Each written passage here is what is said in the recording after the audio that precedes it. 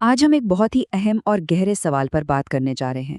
بھئی ایسا کیوں ہوتا ہے کہ ایک شخص جو اپنے دین پر عمل کرنے کی پوری کوشش کر رہا ہوتا ہے وہ بھی جدید دور کے نظریاتی پروپیگنڈے کے سامنے کمزور پڑ جاتا ہے؟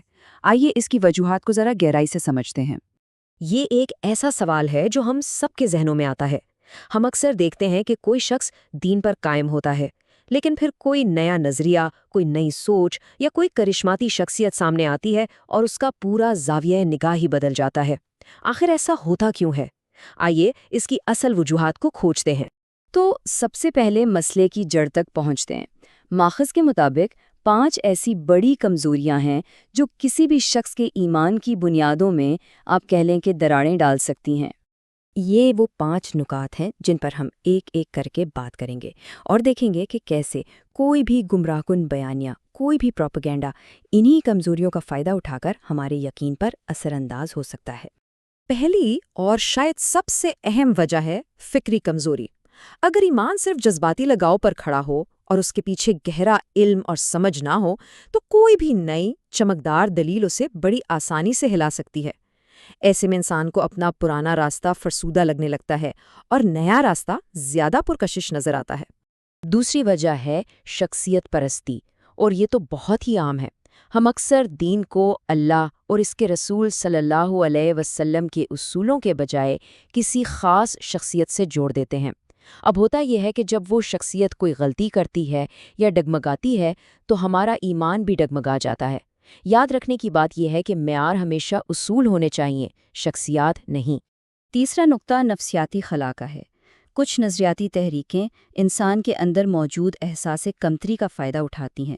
وہ اسے یہ احساس دلاتی ہیں کہ تم خاص ہو یا تم مظلوم ہو۔ یہ جو خاص ہونے کا جھوٹا احساس ہے، یہ وقتی طور پر تو بہت اچھا لگتا ہے، لیکن یہ انسان کو دین کی اصل روح سے بہت دور لے جاتا ہے۔ اور پھر آتا ہے سوشل میڈیا کا کردار۔ آج کل یہاں معلومات کا ایک سیلاب ہے، لیکن تصدیق کا کوئی نظام نہیں۔ چھوٹے چھوٹے کلپس، دلکش جملے، انہیں بار بار دہرا کر ایک جھوٹا بیانیہ کھڑا کر دیا جاتا ہے، اور یہی تو پروپیگنڈے کی اصل طاقت ہے، تکرار کے ذریعے جھوٹ کو سچ بنا کر پیش کرنا۔ اور 5ویں وجہ دین کا محض ایک رسم بن جانا۔ جب عبادات اور دینی کام ایک شعوری عمل کے بجائے صرف ایک عادت ہوں تو ان کی جڑیں دل میں گہری نہیں ہوتی۔ یہ بالکل ایک کھوکھلے درخت کی طرح ہے جسے کوئی بھی نظریاتی طوفان آئے تو آسانی سے گرا سکتا ہے۔ ٹھیک ہے، ہم نے مسئلے کی وجوہات کو تو سمجھ لیا، لیکن اب اصل سوال یہ ہے کہ اس کا حل کیا ہے؟ ان حملوں سے اپنے ایمان کو محفوظ کیسے رکھا جائے؟ تو اب آتے ہیں حل کی طرف۔ آئیے ان 5 ستونوں پر نظر ڈالتے ہیں جو ایمان کو اس نظریاتی طوفان میں مضبوطی سے کھڑا رکھتے ہیں۔ یہ ہیں وہ 5 بنیادی اصول: علم، تنقیدی شعور، اچھی صحبت، خود احتسابی اور اعتدال۔ آئیے دیکھتے ہیں کہ ہماری حفاظت کرتے کیسے ہیں۔ سب سے پہلا اور مضبوط ترین قلعہ ہے علم۔ اپنے دین کو سمجھ کر پڑھنا، قرآن اور حدیث کا گہرائی سے مطالعہ کرنا، اور جب ذہن میں کوئی سوال آئے تو اسے دبانے کے بجائے اہل علم سے اس کا جواب تلاش کرنا۔ علم ہی دراصل شکوک و شبہات کے طوفان میں ایک ڈھال کا کام کرتا ہے۔ یہ سلائیڈ بہت ہی دلچسپ ہے۔ ہمیں جذباتی اپیل اور منطقی دلیل میں فرق کرنا سیکھنا ہوگا۔ ہر سنی سنائی بات کو فوراً قبول نہیں کر لینا، بلکہ اس کا ماخذ کیا ہے، اس کی دلیل کیا ہے اور اس کا مقصد کیا ہے، یہ جاننے کی کوشش کرنی چاہیے۔ اسی کا نام تنقیدی شعور ہے۔ کہتے ہیں نا کہ انسان اپنے دوستوں کے دین پر ہوتا ہے۔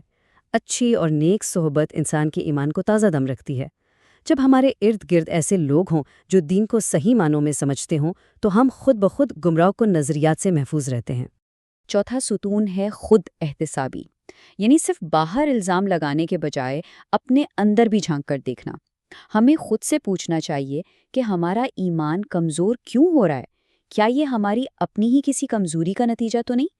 جب ہم اپنی اصلاح کرتے ہیں تو بیرونی پروپیگنڈا خود بخود کمزور پڑ جاتا ہے۔ اور آخری اصول ہے اعتدال۔ دین میں غلو یعنی حد سے بڑھ جانا ہمیشہ نقصان دہ ہوتا ہے۔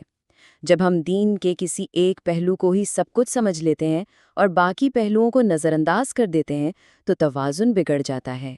اعتدال کا راستہ ہی ہمیں ثابت قدم رکھتا ہے۔ تو ان تمام باتوں کا نچوڑ کیا نکلا؟ ایک مضبوط اور ناقابل شکست ایمان کی اصل حقیقت کیا ہے؟ یہ ایک جملہ اس ساری بحث کا خلاصہ ہے۔ ایمان صرف باپ دادا کی روایات پر آنکھیں بند کر کے عمل کرنے کا نام نہیں، بلکہ یہ ایک سوچا سمجھا شعوری فیصلہ اور ایک گہری وابستگی ہے۔ تو آخر میں ایک مضبوط ایمان ایک جامد ورثہ نہیں بلکہ ایک زندہ عمل کی طرح ہے، جسے مسلسل علم، عمل اور غور و فکر کی غذا چاہیے۔